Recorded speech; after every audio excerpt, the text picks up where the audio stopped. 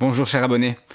La semaine passée, nous avons vu le chapitre 1, que nous pourrions résumer avec ce proverbe sioux, ce peuple amérindien.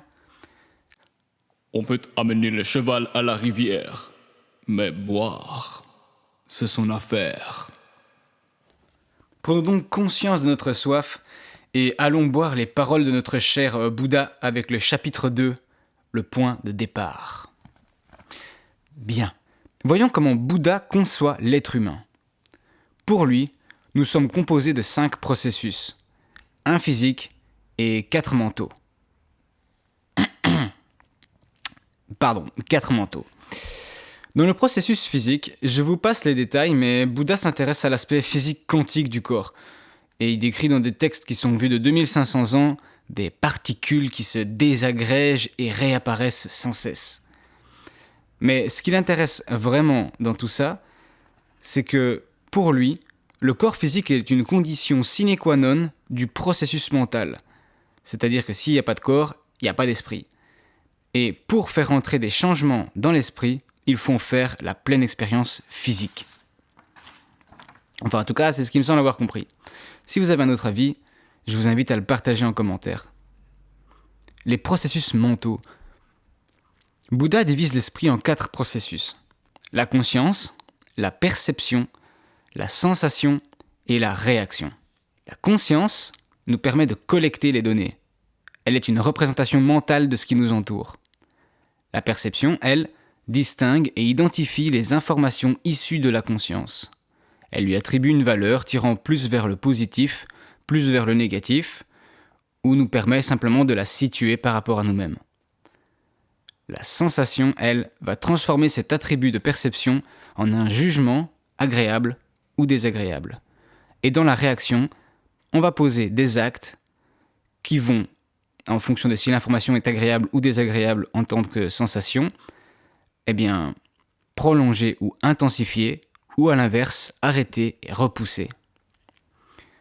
Ces 4 processus s'opèrent rapidement et de manière inconsciente. Ce n'est que lorsqu'une réaction surgit de façon récurrente et intensifiée que nous sommes en mesure de conscientiser sa perception. Je vous invite à faire avec moi une petite expérience qui vise à comprendre en soi ces 4 processus. Ok, donc par exemple, en ce moment, vous regardez ma vidéo et vous êtes dans un canapé. Vous en faites l'expérience physique au travers de vos sens. Vous voyez le canapé. Vous sentez votre corps qui s'y enfonce. À cet endroit, vous êtes en sécurité. Vous êtes confortablement installé et pour peu que se dessine tout doucement un sourire sur votre visage, vous ressentez des frissons de joie partout dans votre corps. Votre réaction naturelle va être de vouloir prolonger ou intensifier ce moment, en vous laissant aller plus profondément dans le canapé. Ou alors peut-être que vous vous rendez compte que vous avez une sensation légèrement désagréable à la nuque ou dans le bas du dos parce que vous êtes mal installé. Et vous allez avoir la réaction naturelle de réajuster votre posture. Ici, on a pris un exemple très simple. Mais des fois, ça peut être très subtil ou très complexe.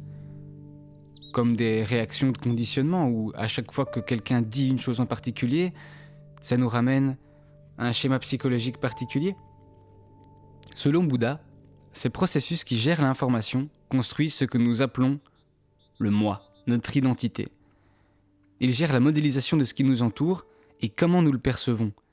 Et ça, c'est un véritable tour de force parce que ça veut dire une seule chose, c'est que la réalité extérieure et le moi seraient donc des événements superficiels et ne seraient pas immuables. En conclusion, si nous prenons le temps d'étudier, de comprendre, d'en faire la pleine expérience, nous pourrions mieux contrôler le véhicule avec lequel nous nous déplaçons, à savoir notre corps et notre conscience, perception, sensation et réaction, et dès lors, transformer notre moi et notre réalité extérieure. Voilà, c'est tout pour ce chapitre 2, je vous remercie pour votre attention. Samedi, on verra le chapitre 3 qui étudie les 3 types de réactions et la cause de la souffrance. Et voilà, en tout cas, je vous remercie. Je vous invite à liker, vous abonner, partager et voilà, checker la description pour avoir les informations sur qui je suis, etc. Et je vous dis à samedi. Merci. Au revoir.